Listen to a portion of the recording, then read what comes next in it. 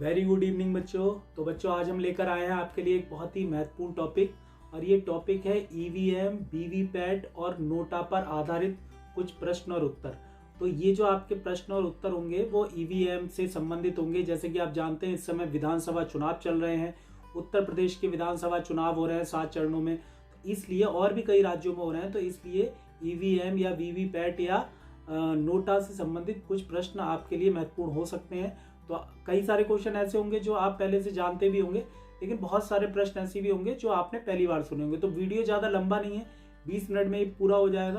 तो इस वीडियो को शुरू से लेकर एंड तक जरूर देखें और कोई ना कोई क्वेश्चन जरूर आ सकता है, इसलिए ये वीडियो आपके लिए बहुत ही महत्वपूर्ण है। और शेयर जरूर कर दें और अपने जो जवाब हैं वो चैट बॉक्स में कमेंट करके आप अपने जवाब दें, जिससे कि पता लगे कि आपको कितना आता था और कितना आपको वीडियो देखने के बाद आपको पता लगा। तो चलिए दोस्तों शुरू करते हैं आज का ये वीडियो। देखिए आप पहला क्वेश्चन आपकी स्क्रीन पे आ रहा होगा और पहला क्वेश्चन है कि ईवीएम इलेक्ट्रॉनिक वोटिंग मशीन का निर्वाचनों में पहली बार कब और कहां इस्तेमाल किया गया। तो इसमें ऑप्शन देख लीजिए, गोवा 1989, केरल 1982, उसके बाद आसाम 1999 और दिल्ली 1996। तो आपको इनमें से सही आंसर पता करना है कि ऐसा कौन सा स्टेट है जहां पर पहली बार ईवीएम का प्रयोग किया गया। और मुझे उम्मीद है कि आप लोगों को इसका आंसर भी पता भी होगा, क्योंकि ये ज़्यादा कोई कठिन क्वेश्चन तो है नहीं, तो आसानी से आप इसका आंसर कर सकते हैं। चलिए देखिए हम इसका सही आंसर बताते हैं आपको। बहुत सारे बच्चों ने इसका सही आंसर दिया भी है ना। कमेंट बॉक्स में कई बच्चे इसका आंसर लिखकर बता भी रहे हैं, तो मुझे उम्मीद है कि आप लोगों ने इसका सही आंसर दिया होगा ऑप्शन में। तो देखिए आसान क्वेश्चन है, ज्यादा कठिन नहीं है। तो इसका सही आंसर होगा केरला।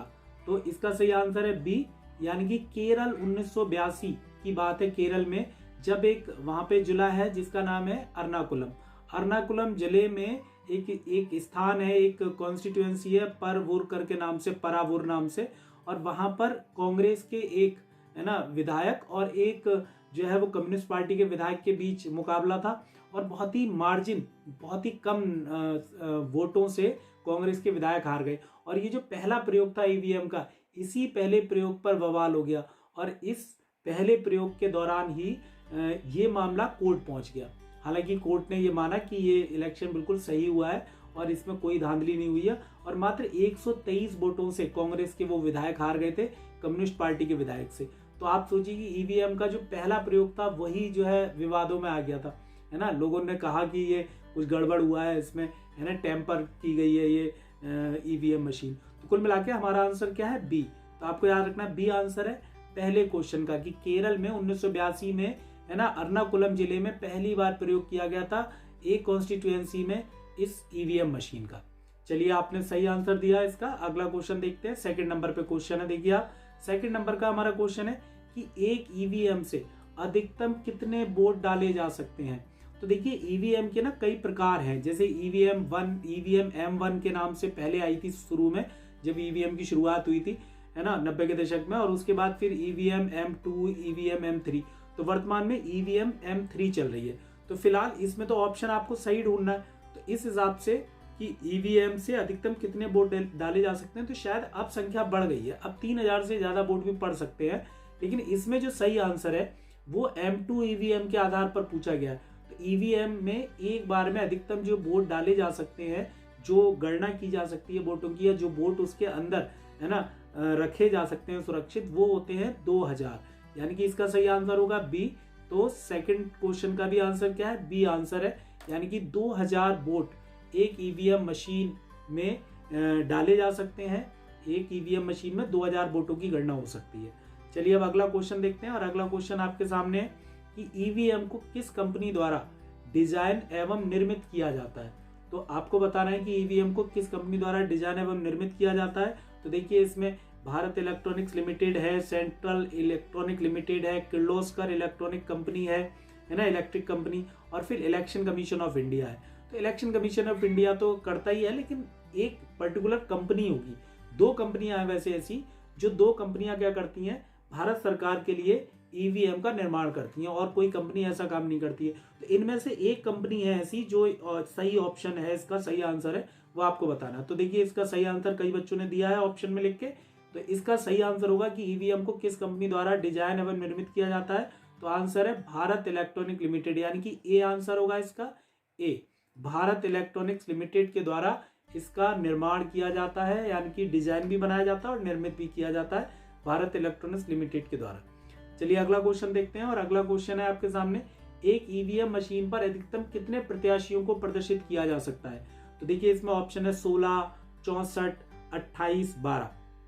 तो इसमें देखो ध्यान देना है आपको, यहाँ पूछा गया है कि एक ईवीएम मशीन पर, है ना, केवल एक ईवीएम मशीन पर, यानी कि यहाँ पर यूनिट भी एक ही है ना। क्या होता है कि एक पोलिंग बूथ पर कई सारे उम्मीदवारों को प्रदर्शित कर सकते हैं। दरअसल उसमें कई सारी यूनिट्स को जोड़ दिया जाता है, कई ईवीएम मशीनों को एक साथ जोड़ देते हैं, तो उसमें प्रत्याशियों की संख्या या अभ्यर्थियों की संख्या बढ़ जाती है।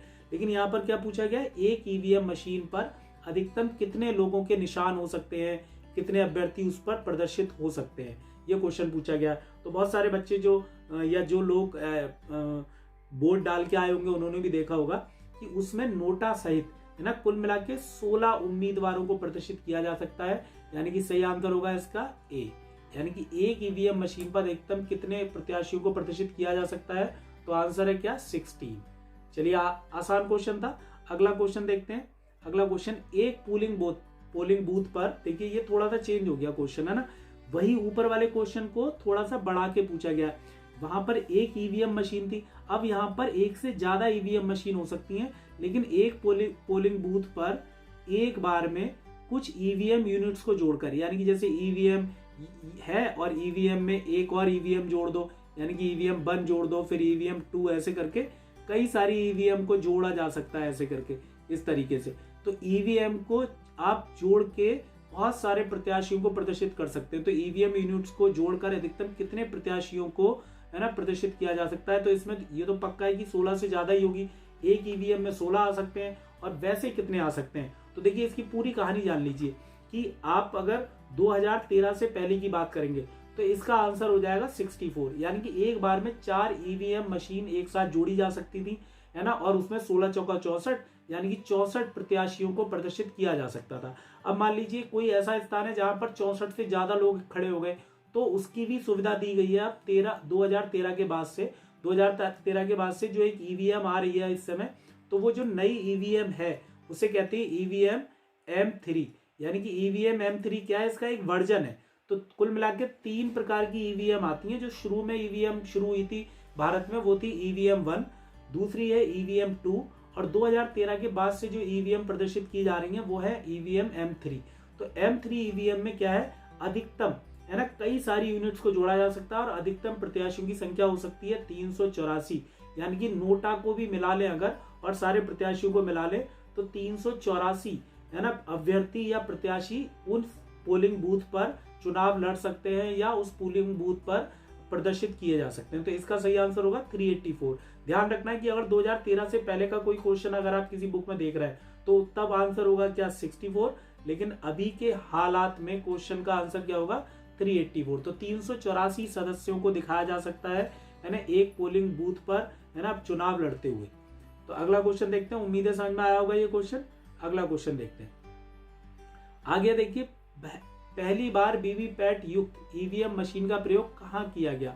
तो आसान क्वेश्चन है, इसका भी देखो बहुत ही रटा रटाया क्वेश्चन है, कई बार पहले आया हुआ भी है और बुक में होता है।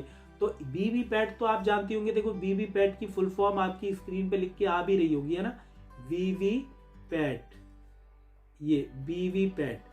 तो वीवीपैट युक्त, और वीवीपैट आप जानते हैं कि ईवीएम मशीन के साथ में एक छोटा सा एक बॉक्स होता है। जैसे आप वोट करते हैं तो उस जहां आपने जिस पार्टी को, जिस कैंडिडेट को आपने वोट किया है, तो वो प्रूफ, है ना, एक पर्ची के रूप में वीवीपैट जो होता है, जो बॉक्स होता है, उसमें आपको प्रदर्शित होती है, और ये प्रदर्शित मात्र 7 सेकंड के लिए होती है। तो 7 सेकंड के लिए आप उसे देख सकते हैं कि भाई हमने जो वोट दिया था वो सही प्रत्याशी को गया है या सही पार्टी को हमारा वोट गया है। तो एक तरीके से ये व्यक्ति की संतुष्टि के लिए भी है। तो ऐसी मशीनें जो वीवीपैट युक्त थी, उनसे पहली बार कहाँ चुनाव कराया गया, ये क्वेश्चन पूछा गया। तो देखिए ये बात है 2013 की। 2013 में, कई बच्चों ने सही आंसर दिया, 2013 में नागालैंड में पहली बार ऐसा हुआ जब नागालैंड में प्रयोग किया गया वीवीपैट युक्त मशीनों का। तो वीवीपैट युक्त ईवीएम मशीनों का प्रयोग हुआ था कब? नागालैंड में 2013 में, यानी कि ये इसका डी आंसर होगा, सही आंसर। अब आगे बढ़ते हैं और अगला क्वेश्चन देखते हैं। अगला क्वेश्चन देखिए, ईवीएम के माध्यम से मतदान करते समय किस रंग के बटन को दबाया जाता है जिससे व्यक्ति मतदान पूर्ण करता है? तो ये तो बहुत ही आसान क्वेश्चन होगा। इससे ये पता लगेगा कि किस बच्चे ने इस बार वोट दिया है। तो जितने लोगों ने वोट दिया होगा ये क्वेश्चन सबको ही आता होगा। आसान क्वेश्चन है। चलो इसका आंसर सीधे सीधे बता देते हैं। सारे बच्चों ने लगभग सही आंसर दिया, सभी सही आंसर दे रहे हैं, अच्छी बात है। देखो इसमें सही आंसर क्या होगा? नीला, है ना, यानी कि सी। जानते हैं आप नीले बटन होते हैं सारे, उन नीले बटनों में से कोई एक बटन आप दबा दो और आपका वोट आपके प्रत्याशी को चला जाता है। यानी कि नीले बटनों को दबाया जाता है, तब ईवीएम के माध्यम से कोई जो व्यक्ति है वो अपना मतदान को पूर्ण करता है। चलिए आगे बढ़ते हैं, अगला क्वेश्चन देखते हैं। तो इसका आंसर तो सी हो जाएगा, आसान क्वेश्चन है ये। अगला क्वेश्चन देखते हैं। अगला क्वेश्चन है, देखिए निम्नलिखित में से, है ना, इसे थोड़ा सा छोटा कर लेते हैं। अब देखिए निम्नलिखित में से, ये है क्वेश्चन कि निम्नलिखित में से कौन सा देशों का एक समूह है जो भारत से बड़े पैमाने पर ईवीएम का आयात करता है? यानी कि भारत कई देशों को निर्यात करता है ईवीएम का। तो आपको बताना है कि कौन कौन से देश हैं जो भारत से ईवीएम आयात करते हैं और भारत उन्हें निर्यात करता है। तो देखिए इसमें नेपाल, भूटान, नामीबिया, केनिया, या नेपाल, पाकिस्तान, श्रीलंका, थाईलैंड, या श्रीलंका, इंडोनेशिया, थाईलैंड, म्यांमार, या नेपाल, भूटान, मालदीव, सऊदी अरेबिया। तो ये बड़ा अजीब टिपिकल सा क्वेश्चन हो गया थोड़ा, क्योंकि बहुत करीबी ऑप्शन है इसमें। चलिए आपने कोशिश की, अच्छी बात है, और अभी लोग बच्चे कोशिश कर रहे हैं, अच्छी बात है। लेकिन देखिए इसमें वही देश आएंगे जो थोड़े गरीब देश हैं और जो थोड़े पिछड़े देश हैं, है ना। तो इस हिसाब से देखो पाकिस्तान नहीं होगा, तो वो तो वैसे भी ईगो की वजह से नहीं लेगा हमसे ईवीएम। और दूसरा देखिए इसमें जैसे ये म्यांमार है, तो ये वैसे भी नहीं लेगा क्योंकि वहां पर सैनिक शासन ज्यादा रहता है अधिकांशतः। फिर उसके बाद इसमें सऊदी अरेबिया है, तो वो इतना सक्षम है कि वो कहीं और से ले सकता है, भारत से लेने की जरूरत है, और वैसे भी सक्षम भी है वो। तो इसमें देखो सही आंसर क्या होगा? नेपाल, भूटान, नामीबिया। सभी नेपाल, भूटान, नामीबिया, केनिया, ये चारों जो है थोड़े से गरीब देश ही हैं, ज्यादा विकसित नहीं है, या विकासशील देशों में भी, अल्प विकसित देशों में ही आते हैं। तो इसलिए इसका सही आंसर क्या होगा? ए, है ना। यानी कि ये ऐसे देश हैं जो बड़े पैमाने पर भारत से ईवीएम आयात करते हैं और बड़े पैमाने पर भारत इन्हें ईवीएम का निर्यात करता है, और उसी ईवीएम के द्वारा इन देशों में चुनाव कराया जाता है। तो ये आंसर इसका ए हो गया। अगला क्वेश्चन देखते हैं। देखिए ईवीएम का आविष्कार किसने किया था? तो ईवीएम का जो आविष्कार है वो दो लोगों ने किया है। एक तो जैकब मायर्स है, तो इसका आंसर हम बता ही देते हैं सीधा सीधा। तो इसमें देखो जो दूसरा है ग्लेस्पी करके है, वो ग्लेस्पी या ग्लेप्सी करके नाम है उसका, वो इसमें ऑप्शन ही नहीं है। तो इसलिए इसका सही आंसर होगा ए। इसका मतलब ईवीएम का जो आविष्कार किया है वो किया है जैकब मायर्स ने, और ये बात है 1898 की। तो 1898 में जैकब मायर्स के द्वारा ईवीएम मशीन का आविष्कार किया गया। मतलब पहली बार था जब इन्होंने किसी ऐसी मशीन के बारे में बताया जिसके द्वारा वोटिंग हो सकती है। उसके बाद बहुत सारे सुधार इसमें होते रहे। उसके बाद देखिए अगला क्वेश्चन, तो इसका समझ में आ गया आपको? इसका सही आंसर होगा ए। अगला क्वेश्चन देख लेते हैं। अगला क्वेश्चन है, वर्तमान में प्रयोग की जाने वाली ईवीएम निम्नलिखित में से किस प्रकार की है? तो इसका आंसर तो मैंने दे ही दिया आपको पहले ही, जो शुरू में आपको कई सवाल कराए थे उसमें मैंने बताया था कि ईवीएम M1, M2, M3 तीन टाइप की ईवीएम भारत में अब तक प्रयोग की जा रही हैं या की जा चुकी हैं। तो वर्तमान में 2013 के बाद से मैंने आपसे कहा था कि 2013 से किस प्रकार की ईवीएम का प्रयोग किया जा रहा है। तो आपको याद रखेंगे ईवीएम, अभी मैंने बताया था, सही आंसर दे रहे हैं सब बच्चे, ईवीएम M3। तो ईवीएम M3 जो है वो एक ऐसी ईवीएम है जिसमें नोटा भी मिलेगा आपको, जिसमें वीवीपैट भी मिलेगा। और वर्तमान में देखो पूरा चुनाव में वीवीपैट का प्रयोग किया गया है फिलहाल, है ना, यूपी के चुनाव में हो रहा है लगातार। तो अब तो हर जगह आपको वीवीपैट मिलेगा ही मिलेगा। तो ईवीएम M3 की ये विशेषता है। और इसके अलावा विशेषता क्या थी कि इसमें वोटों की संख्या भी बढ़ाई जा सकती है, मतलब 3000 से अधिक वोट पड़ सकते हैं इसमें, है ना, 3800 के आसपास। और इसके अलावा इसमें कैंडिडेट जो है उनकी संख्या भी बढ़ सकती है। और आपने देखा था 384 कैंडिडेट एक साथ प्रदर्शित किए जा सकते हैं, है ना, ईवीएम M3 के थ्रू। तो अगला क्वेश्चन देखते हैं। तो इसका सही आंसर तो आप बता ही देंगे, इसका आंसर क्या होगा? सी आंसर है इसका। तो कई बच्चों ने बताया ईवीएम 3, यानी कि इसका सी आंसर है ना। अगला क्वेश्चन देखते हैं। अगला, स्थानीय चुनावों में नोटा का विकल्प देने वाला पहला राज्य कौन सा है? देखिए इसे ध्यान से देखिए, क्वेश्चन क्या कह रहा है। ये क्वेश्चन कह रहा है कि स्थानीय चुनावों में, स्थानीय चुनावों का मतलब क्या है कि जो लोकल बॉडीज के चुनाव होते हैं, उन चुनावों में नोटा का विकल्प देने वाला पहला राज्य कौन सा है ना, ये क्वेश्चन पूछा है। तो जो नगर पालिका नगर निगम के जो चुनाव होते हैं, पंचायती चुनाव होते हैं, उनकी बात की जा रही है। तो देखिए ऐसा पहला राज्य है जिसका नाम है छत्तीसगढ़। तो छत्तीसगढ़ पहला राज्य है जिसने नोटा विकल्प दिया था सबसे पहले, फर्स्ट टाइम। लेकिन कहाँ दिया था ये भी ध्यान रखेंगे, स्थानीय चुनावों की बात हो रही है। तो स्थानीय चुनावों में नोटा का विकल्प पहली बार दिया किसने, इसने, जिसका नाम है छत्तीसगढ़। अब देखते हैं अगला क्वेश्चन, और अगला क्वेश्चन आपकी स्क्रीन पे दिखाई दे रहा होगा, भारत में पहली बार नोटा का प्रयोग कब किया गया। तो भारत में नोटा का प्रयोग पहली बार किया गया 2013 में, मतलब नवंबर दिसंबर की बात है। नवंबर दिसंबर के दौरान कई राज्यों में चुनाव कराए गए और उन चुनावों के दौरान पहली बार नोटा का प्रयोग किया गया। मतलब दिल्ली है ना, शायद छत्तीसगढ़ भी था, मध्य प्रदेश भी था, कई राज्यों में चुनाव हुए। तो पहली बार नोटा का प्रयोग किया गया था 2013 के है ना नवंबर दिसंबर में होने वाले विधानसभा चुनावों में। तो इसे याद रखेंगे, आंसर इसका 2013 में नोटा का पहली बार प्रयोग किया गया। उसके बाद देखिए अगला क्वेश्चन देखते हैं। उसके बाद अगला क्वेश्चन है, दिसंबर 2018 में है ना किस राज्य के नगर निगम चुनावों में नोटा के विजयी होने पर राज्य चुनाव आयोग ने वहां के चुनाव को दोबारा कराने का नियम बनाया। देखिए यहाँ पे क्या हुआ था कि यहाँ का जो चुनाव आयोग था, ये जो नियम है वो केवल इसी राज्य में लागू हुआ, वो पूरे देश में कहीं भी लागू नहीं है। तो जो यहाँ का जो राज्य चुनाव आयोग था उसने निर्णय लिया कि अगर नोटा को ज्यादा वोट मिल जाते हैं अन्य कैंडिडेट से, यानी कि नोटा को प्राप्त मत जो है उनकी संख्या अगर ज्यादा हो जाती है, तो वहां पर दोबारा चुनाव कराया जाएगा। यानी कि वहां के जितने भी अभ्यर्थी हैं उन सबका है ना अभ्यर्थन रद्द कर दिया जाएगा और वो नए सिरे से अपना नामांकन करेंगे या वो नए कैंडिडेट खड़े होंगे उस पार्टी के। यानी कि नोटा विजयी रहने पर क्या रहेगा, वहां का चुनाव क्या हो जाएगा, रद्द हो जाएगा और दोबारा चुनाव कराया जाएगा। तो ये पहली बार हुआ है ऐसा, है ना, और शायद मुझे लगता है आखिरी बार भी है ऐसा, क्योंकि और कहीं ऐसा कभी हुआ नहीं। तो इसलिए ये बड़ा महत्वपूर्ण क्वेश्चन है। और ऐसा कहाँ हुआ था, ये हुआ था हरियाणा में। तो हरियाणा का जो राज्य चुनाव आयोग है उसने ये फैसला लिया था है ना कि नोटा के विजयी होने पर राज्य चुनाव आयोग क्या करेगा, वहां का चुनाव रद्द कर देगा। तो इसका सही आंसर होगा ए, और ये दिसंबर 2018 की बात है। तो एक ही बार हुआ है अब तक ऐसा, पहले है ना, और शायद आज तक कभी हुआ नहीं है। मैं शायद इसलिए कह रहा हूँ कि हो सकता है एक आध कई राज्य में हुआ हो, लेकिन पहली बार हरियाणा में हुआ। और ये नियम केंद्रीय चुनाव आयोग का बिल्कुल नहीं है।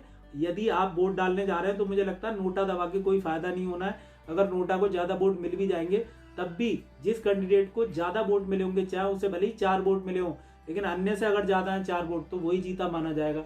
लेकिन यहाँ ऐसा नहीं हुआ था। तो यहाँ का मामला थोड़ा अलग है और बाकी पूरे देश का मामला अलग है किसी भी चुनाव में। ठीक है, अगला क्वेश्चन देखते हैं। और अगला क्वेश्चन देखिए आपकी स्क्रीन पे, सर्वप्रथम किस राज्य का संपूर्ण विधानसभा चुनाव ईवीएम मशीन के द्वारा कराया गया। ये तो आसान क्वेश्चन है और ये पहले भी कई बार आया हुआ है। तो इसका बताइए। देखिए ईवीएम का पहली बार प्रयोग कहाँ हुआ, तो आप कहेंगे केरल में हुआ। और कब हुआ था, 1982 में। उसके बाद से फिर 1990 के बाद से थोड़ा थोड़ा करके कई राज्यों में चुनाव कराए गए ईवीएम से। लेकिन पूरा का पूरा विधानसभा चुनाव है ना, जहां पर सभी सीटों पर ईवीएम का प्रयोग किया गया, ऐसा कौन सा राज्य था, किस राज्य का चुनाव था। तो देखिए ये बात है 1999 की है ना, यानी कि 1999 की बात है। और 1999 में गोवा एक ऐसा राज्य बना जहां का संपूर्ण विधानसभा चुनाव कराया गया, किससे कराया गया, ईवीएम से। तो इसका सही आंसर हो जाएगा सी, है ना। अगला क्वेश्चन देखते हैं।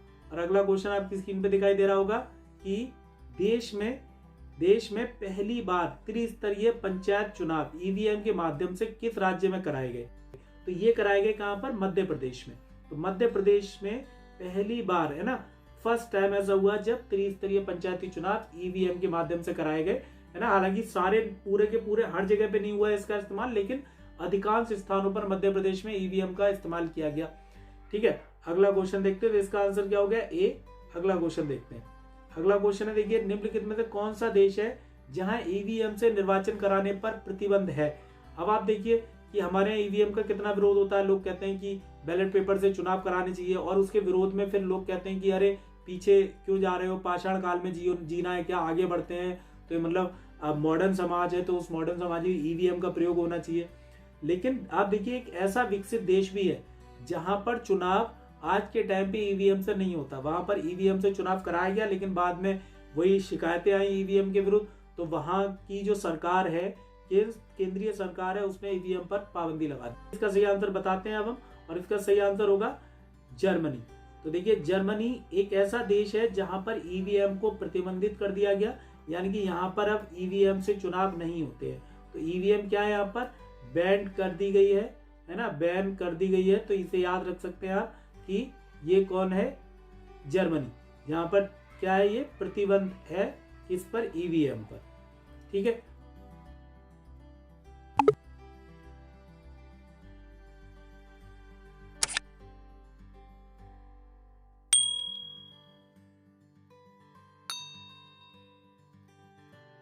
तो बच्चों ये थे आपके सवाल, जो लगभग मुझे लगता है 17-18 सवाल है, और ये सभी बड़े महत्वपूर्ण क्वेश्चन है।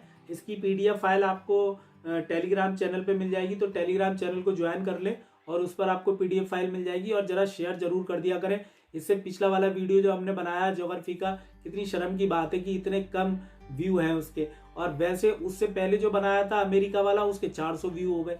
तो ऐसा क्यों, इसका मतलब ये है कि बच्चे जो देख रहे थे पहले, उन्होंने देखा अमेरिका वाला, वो पूरे मन से देखा, उसके अगला वाला वीडियो भी पूरे मन से देखा, अमेरिका पॉलिटिकल फिजिकल दक्षिण अमेरिका वाला, और अफ्रीका महाद्वीप का जो पॉलिटिकल मैप था उसके भी 200 से ज्यादा बच्चों ने देख लिया। लेकिन ये वाले फिजिकल में क्या हो गया, मतलब आपको नदियां पढ़नी नहीं है या आती हैं आपको अफ्रीका महाद्वीप की।